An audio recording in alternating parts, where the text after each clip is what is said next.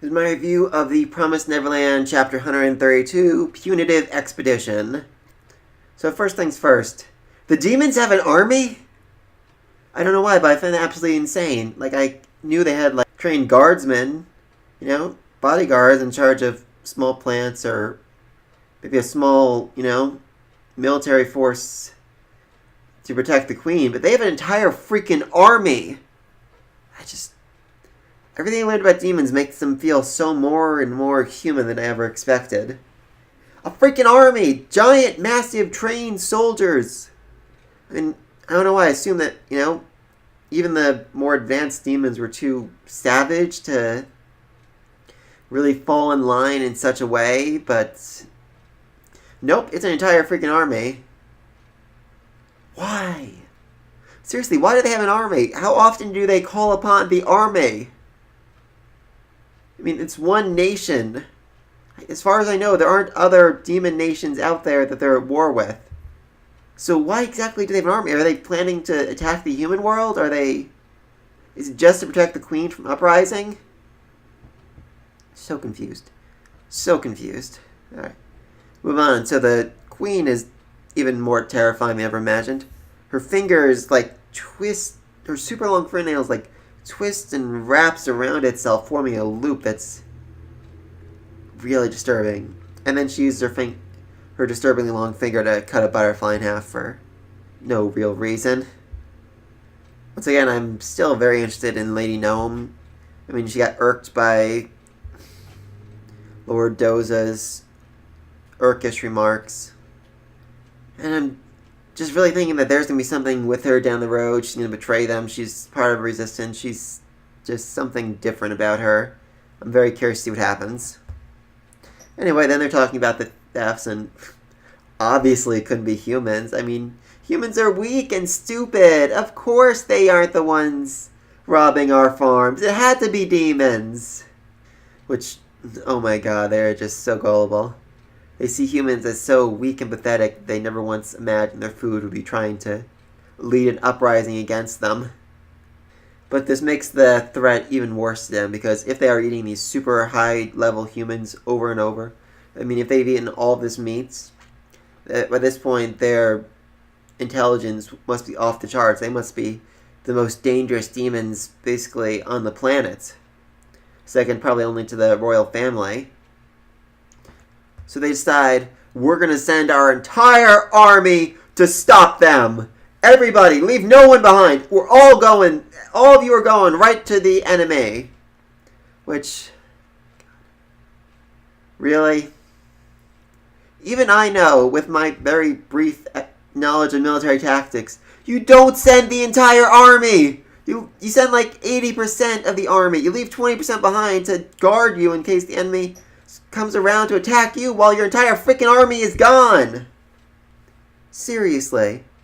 I mean, I know they have, the 5 regent houses and the queen who are obviously, super strong because they eat the best of the best, but that doesn't make up for an entire army defending them. And of course, this was all part of Norman's plans. He's leading the army to a place they aren't at so that the rebellion group he created can go and attack the capital themselves. So in 8 days, there is Tefari, the big feast to the demon god, or whatever the freak that is. We still don't actually know all that much about it, except at that day they need a super high quality offering to be given up as a sacrifice. But I'm guessing that's, the thing that keeps during that time, the royal family and the regents are all going to be right there, so easier to kill off. Emma and Ray have 8 days to make it back. But of course, Norman won't just be sitting on his hands. Next up, he has to deal with the evil-blooded woman. And to do that, he calls up Don and Gilda, which I'm concerned right now. I'm very concerned about them being called up, because I feel like he's going to try and trick them or manipulate them so that he can go out and kill her. He's like, so where did you see her exactly? Oh, I want to make sure she's okay. Oh, I want to make sure she's not hurt.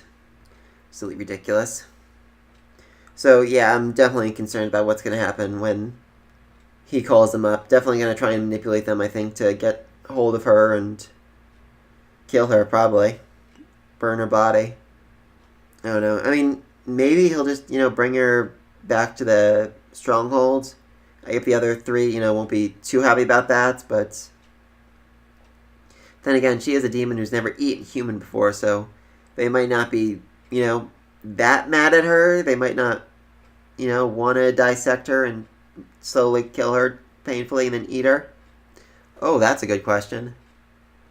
What happens if a human eats of the evil blood? Because, I mean, it makes demons, immortal. Will it affect a human? I don't think the, Lambda group's been affected that much by eating demon meat, but they were already partly demon to begin with. But the evil-blooded woman, that'd be something else. That'd be very interesting. I'm curious to see if they end up eating her. So, that's a weird tangent, but moving on. I just love this next scene with Ray and Emma. Ray's just like, "Hey, Emma, we were headed to the Seven Walls, right? Yeah. And we opened the door at the entrance, right? Yeah. So this is supposed to be beyond the door, right? I'm pretty sure, yeah. Then how do you explain this? Why are we at Gracefield House?" Just love the scene. He's so confused. He's questioning his entire reality right now. He's debating if what he's seeing is actually real. He's just confirming everything with Emma. Like, so we did this, right? Yep. So we actually escaped, right? We're not still at the house, right? No, Ray. We definitely escaped. I, however, do not think this is Gracefield House. I mean, it could be. That'd certainly be amusing if this whole thing just teleported them there and whatnot. But I think it's going to be more like we have taken this form that you know so that we may communicate with you. So you don't panic because our world is so far beyond your understanding that you could not see it. You could not understand it. So therefore we have taken this form.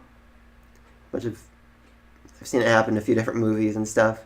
They're basically like, no, I'm not actually your father. I'm just looking like him in order to, so your brain doesn't explode. That'd be interesting, though, if, like, the demon god ends up taking, their mom's form. I think that'd be interesting. Or if this is really heaven, like I suspected. Demon heaven, at least. Maybe, their mom's there. Isabella's there. They can talk to her, tell her all that happened. I'd love that. I mean, I'm almost certain she's dead.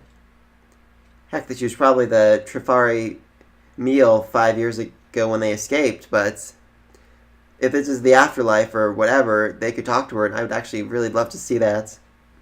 So yeah, next week's going to be them in heaven, hopefully talking to Demon God, maybe talking to Isabella. I'd love that. Hey, Sister Crone, too. That'd certainly be interesting. Maybe even, what's his name? The guys from Goldie Pond they've lost. If they can talk to the dead here, that brings up a lot of interesting conversations. Meanwhile, Norman's gonna trick Don and Gilda so he can go kidnap or kill the evil-blooded woman. I kind of feel like he's going to bring her back alive because even if he is planning on killing her eventually, she is an amazing research subject to him, and there's a lot he can learn from examining her body, her blood, and all that. He technically doesn't have to kill her as long as, he has her under lock and key so she can't escape. Even if the irregulars are going to, want to kill her. I'm sure you could convince them otherwise. They're very, very loyal to him. Oh god, if this really is the afterlife and they're talking to dead, what if that isn't Norman? What if that's a clone of Norman and the original one is really dead? And they talk to him in heaven, that'd be weird. So yeah, I'm assuming there's going to be some trial they have to overcome in order to surpass this. But what I realized, I didn't really notice this last chapter, they are armed. I mean, they have full packs of supplies, everything. They have bows and arrows. They have machine guns. I mean, they're going into this heaven to, talk to God, but they're armed like they're going into a freaking war zone. What are they expecting to happen? Why do they have so much weapons and stuff? Do they think they could kill the demon god? Oh god, that'd be funny. They kill the demon god, the promise is broken. All of a sudden, humans, demons can cross into each other's world. Man, everything would really go to hell then. That'd be funny. So yeah, and then the demon army is going to go further and further away from people they're supposed to protect. Heck, Norman probably already has a trap waiting for them. They'll kill half of them. That'd certainly be funny. So those are my thoughts on the Promised Neverland. Let me know what you think of this afterlife, heaven, Gracefield place, whatever you think it is, what they're going to see there. Be sure to like and subscribe. And until next week. Peace.